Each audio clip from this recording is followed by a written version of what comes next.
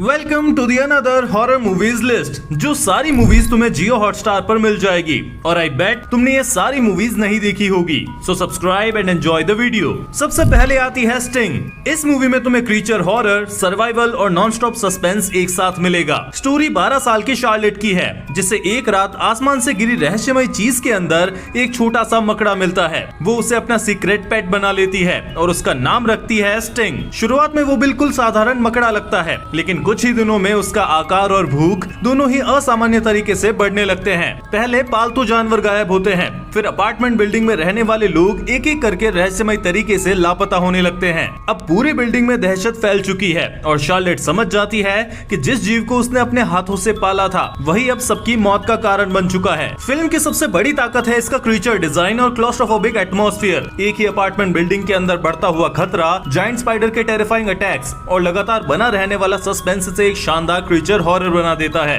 अगर तुम्हें एरेक्नोफोबिया, एलियन या फिर मॉन्स्टर सर्वाइवल हॉरर मूवीज पसंद है तो स्टिंग जरूर देखना।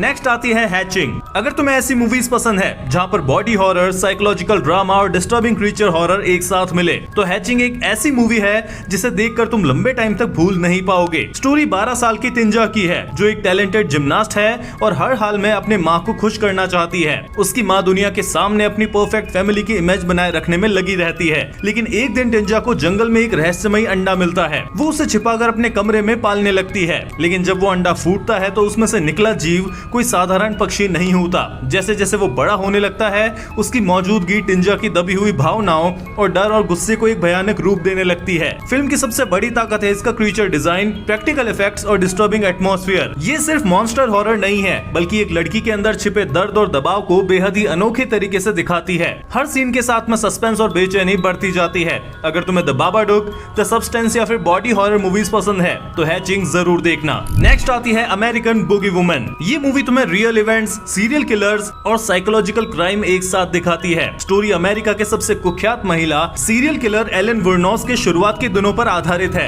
एक दर्दनाक अतीत से भागकर वो फ्लोरिडा में नई जिंदगी शुरू करने की कोशिश करती है और एक अमीर बुजुर्ग आदमी से शादी कर लेती है। शुरुआत में सब कुछ एक नई शुरुआत जैसा लगता है, लेकिन उसके अंदर छिपा अंधेरा धीरे धीरे बाहर आने लगता है। रिश्ते टूटने लगते हैं, भरोसा खत्म होने लगता है और हालात ऐसे मोड़ पर पहुंच जाते हैं जहां पर हर फैसला पहले से ज्यादा खतरनाक साबित होने लगता है। फिल्म की सबसे बड़ी ताकत है इसका डार्क साइकोलॉजिकल एटमॉस्फेयर। ये जंप स्केयर पर नहीं, बल्कि एक इंसान के धीरे धीरे अंधेरे में डूबने की कहानी पर जोर देती है। अगर तुम्हें मॉन्स्टर, अमेरिकन बुगीमैन या फिर ट्रू क्राइम थ्रिलर मूवीज पसंद है तो अमेरिकन बुगी वुमन जरूर देखना। नेक्स्ट आती है द फ्री फॉल। इस मूवी में तुम्हें साइकोलॉजिकल हॉरर, मिस्ट्री और रियलिटी बेंडिंग सस्पेंस एक साथ मिलेगा और द फ्री फॉल तुम्हें शुरू से ही उलझन और डर के बीच में फंसा देगी। स्टोरी सैरा की है, जो एक भयानक हादसे के बाद में अपनी याददाश्त का बड़ा हिस्सा खो देती है। जब उसे होश आता है तो उसका पति उसे भरोसा दिलाता है कि सब कुछ ठीक है और वो अपनी नई जिंदगी फिर से शुरू कर सकती है। लेकिन धीरे धीरे सैरा को महसूस होने लगता है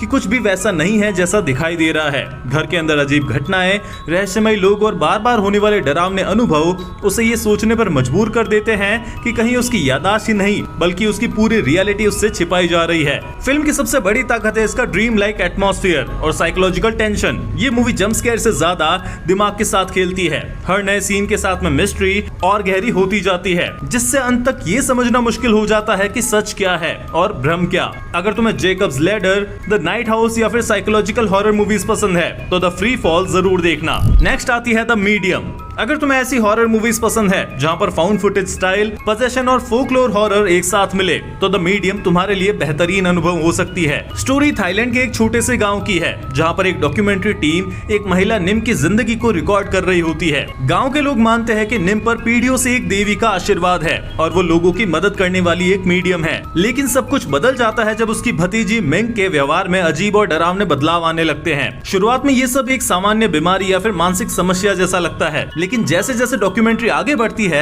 कैमरे में ऐसी घटनाएं कैद होने लगती है जो किसी भी इंसान की रूह कबा दे। अब सवाल सिर्फ इतना नहीं रह जाता कि मिंग के साथ में क्या हो रहा है, बल्कि ये भी कि उसके अंदर आखिर ऐसी कौन सी शक्ति है। फिल्म की सबसे बड़ी ताकत है इसका realistic documentary style, terrifying atmosphere और स्लो बर्न हॉरर। ये मूवी लाउड जंप स्केयर से ज्यादा अपने माहौल, लोक कथाओं और लगातार बढ़ते डर के दम पर असर छोड़ती है। आखिरी हिस्से का इंटेंसिटी लेवल इसे हाल ही के वर्षों की सबसे यादगार हॉरर मूवी में शामिल कर देता है। अगर तुम्हें नॉरॉय द कर्स, इनकेंटेशन या फिर गॉन्जम हॉन्टेड असाइलम जैसी found footage style horror movies पसंद है तो द मीडियम जरूर देखना।